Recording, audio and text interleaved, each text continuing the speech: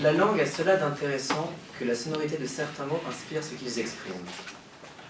La gloire, ça appelle tout naturellement la vanité et au prestige. Et je suis d'ailleurs certain que mon contradicteur ne manquera pas de souligner que gloire et vanité sont voisines. Pourtant, cher contradicteur, si je tire vanité de quelque chose, c'est bien de mon éloquence, écrivait Jane Austen. Oui, qu'y a-t-il de plus prestigieux que l'éloquence? Élégance de la langue, bienséance du corps, pertinence de l'esprit. L'éloquence est par essence l'un des sentiers de la gloire, puisque celui qui maîtrise les mots mène les hommes. Ainsi, mon cher contradicteur, en participant à ce concours, c'est de lui-même lancer sur les sentiers de la gloire qu'il ne manquera pourtant pas de vous appeler à fuir. Ici, ça pourrait être une stratégie pour écarter ses concurrents. Pour autant, et pour ma part, je ne me vis pas comme un concurrent.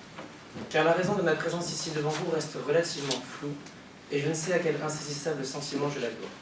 Mais maintenant que je suis là, et maintenant qu'il faut que je dise quelque chose, je vais tâcher de dire quelque chose. Puisque la question qui m'est aujourd'hui posée est, à mon sens, éminemment morale, je vais tenter d'en apporter une à ce discours. Plus que la fin importe le chemin.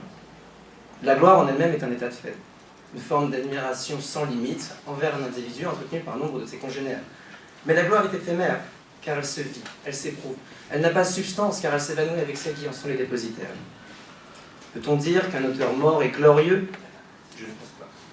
Et si on admet qu'il puisse être glorifié après sa mort, qu'est-ce que ça a d'intéressant en soi?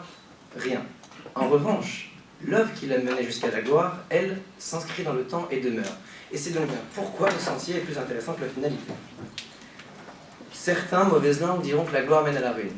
Certes, en témoignent les génies glorieux tels que Mozart, qui, après avoir respiré l'air pur des sommets, dégringolèrent dans les abîmes putrides de la fosse commune. Mais bien plus que la gloire de Mozart, ce qui me fascine, c'est le chemin que ce génie s'est frayé jusqu'à elle. À l'âge de 6 ans, il compose ses premiers menuets. À 8 ans, il entame son premier grand tour d'Europe. À 11, il écrit son premier opéra. Et il laisse en définitive derrière lui une œuvre colossale de 626 compositions dont chacun sait reconnaître quelques notes enchantées. Le problème peut être aussi pris sous l'angle des malheureux glorieux, qui toute leur vie foulèrent les sentiers de la gloire sans jamais de leurs yeux la voir. Baudelaire, méprisé de son temps pour son avant-gardisme immoral, n'en est pas moins devenu une figure incontournable de la poésie. Van Gogh, dont la patte impressionniste s'expose aujourd'hui aux 4 coins du monde, était méconnu de son temps. Ces existences torturées, en quête de reconnaissance, ont produit des œuvres d'une beauté bouleversante. Ces personnages n'ont donc jamais connu la gloire, mais ils en ont suivi le chemin. Et probablement qu'encore aujourd'hui, nombre d'entre nous s'émeuvent de leur art, s'y perdent et s'y retrouvent. Et puis il y a toutes ces gloires personnelles dont chacun et chacune est à la recherche. Réussir ses projets, s'épanouir dans ses passions, faire flancher le cœur de l'être aimé, courir après le bonheur, l'atteindre, le perdre, le rattraper. Toutes ces petites gloires sont ponctuelles, mais en cherchant à les atteindre, on est allé de l'avant. On s'est tiré vers le haut et peut-être même qu'on a emmené les autres avec soi. En somme, la gloire ne tombe pas du ciel, elle se façonne dans le temps et on se construit avec elle. Et s'il est de tendance humaine de se lasser des choses et qu'enfin on en dispose, le chemin qui y mène nous pousse à nous sublimer. Pour susciter chez les autres la reconnaissance, l'admiration et l'affection aussi.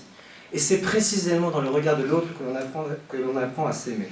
Alors certes, on pourrait voir cela sous l'angle pessimiste et négatif de l'acte intéressé, mais si chercher la gloire mène à avoir un peu plus confiance en soi dans une époque qui la comprime en permanence, ce n'est déjà pas si mal. Alors, résolument, lancez-vous sur le sentier de la gloire, à défaut de la connaître, vous donnerez le meilleur de votre être.